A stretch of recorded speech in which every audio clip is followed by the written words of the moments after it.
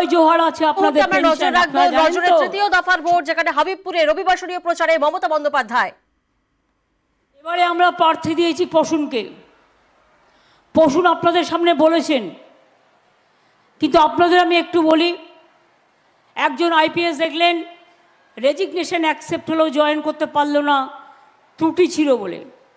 কিন্তু প্রসূন চিরকাল পুলিশের প্রথম লেভেল থেকে হায়েস্ট লেভেল পর্যন্ত কাজ করেছে, কিন্তু ওর নামে কোনোদিন কোনো বদনাম ছিল না, ওর নামে কোনোদিন কোনো অ্যালিগেশন ছিল না, ওর নামে কোনোদিন গুলি চালানোর কোনো এই ছিল না।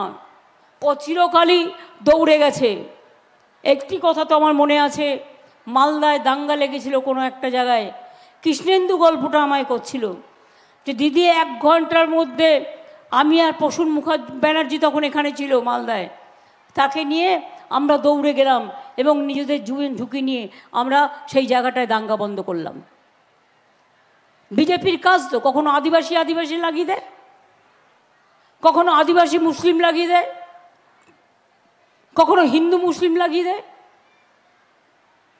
আজকে নির্বাচনের আগে বড় বড় কথা বলছেন, সত্যিই তো প্রশ্নের সাথে আমি একমত। বা প্রকাশিক বাড়ির যেটা বললেন, উনি এবার সম্ভবত আলিপুরদুয়ারে জেতার চান্সই বেশি, উনি হয়তো জিতে যাবেন। উনি রাজ্যসভার মেম্বার আছেন আদিবাসী থেকে, মনে রাখবেন আমাদের। 5 বছরে আপনারা আমাকে বলুন বিজেপি পার্টি আপনাদের জন্য কি করেছে? সব পঞ্চায়েত এখানকার বিজেপি, কি ঠিক বলছি তো? এমএলএও বিজেপির। কাজটা আমরা করব কোথা থেকে? গ্রামসভা, পঞ্চায়েত সমিতি, সব কিছু এমএলএ এমপি সবই যদি বিজেপি দখল করে থাকে, তো আপনাদের কাজটা দেখবে কি করে, করবে কি করে? করার তো লোক চাই। তাই এবার বলছি, এবার একটু ভাবুন, এবার বদলান, এবার পাল্টান।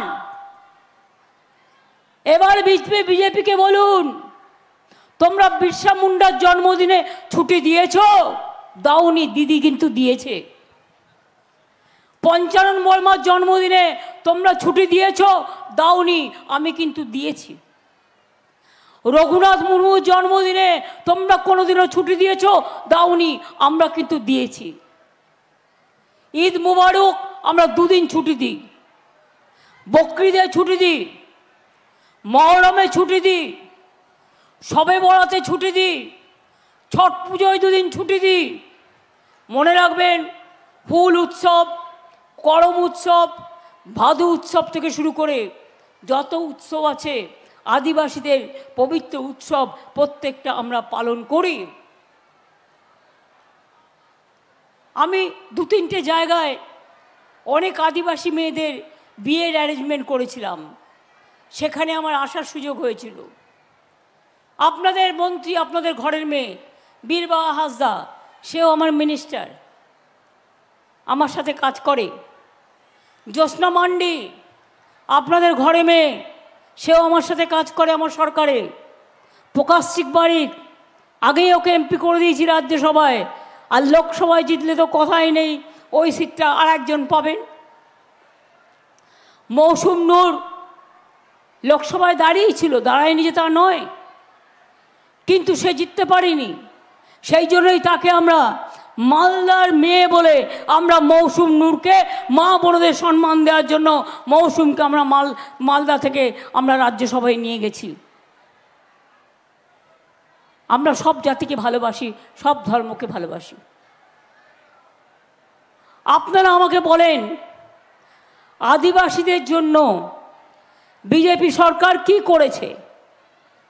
আপনাদের নেতাদের একটাই কোশ্চেন করবেন, সারি আর সারনা ধর্ম অনেক দিন আন্দোলন চলছে, আমরা আমাদের তরফ থেকে অনেকবার রেকমেন্ড করেছি, কিন্তু এখনো পর্যন্ত সারি আর সারনা ধর্মকে সম্মান দেওয়া হয়নি। কেন? ইলেকশনের আগে টাকা, কাউকে 5,000, কাউকে 10,000, কাউকে পঞ্চায়েতের টাকা, পুরো চোরদের কারবার চলছে। ইলেকশন আসলেই টাকা দেবে। আর প্রধানমন্ত্রী যে বলেছিলেন 15 লক্ষ টাকা করে সবার অ্যাকাউন্টে জমা দেবেন, সেটা পেয়েছেন? পেয়েছেন আপনারা কি? আদিবাসী ভাই বোনেরা পেয়েছেন? সংখ্যালঘু ভাই বোনেরা পেয়েছেন? হিন্দু ভাই বোনেরা পেয়েছেন? বৌদ্ধ ভাই বোনেরা পেয়েছেন? রাজবংশীরা পেয়েছেন? অন্য কেউ পেয়েছেন? তাহলে ইলেকশনের সময় যদি কাউকে 50 লাখ টাকার প্যাকেট দেয় আর ফোনে ফোনে কথা বলছে আর বলছে শোন তোকে 5 দেবো, কাউকে বলছে তোকে 10 দেবো, কাউকে বলছে তোকে 15 দেবো, ভোটের আগের দিন তোদের সব খাওয়া দাওয়ার ব্যবস্থা করে দেবো, এই করেই ওরা ইলেকশনে যেতে, আমি জানি ওদের ফর্মুলা। এবার 5,000 দিলে বলবেন 15 লক্ষ দাও, তার কমে হবে না। কারণ তোমরা বলেছিলে 15 লক্ষ টাকা করে জনগণকে দেবে। আজকে আদিবাসীদের ওপর সবচেয়ে বেশি অত্যাচার হচ্ছে। আর প্রধানমন্ত্রী অনেক মিথ্যে কথা বলে বেড়াচ্ছেন। একটা প্রধানমন্ত্রীর কাছে এত মিথ্যে কথা বলা শোভা পায় না, ভালো দেখায় না।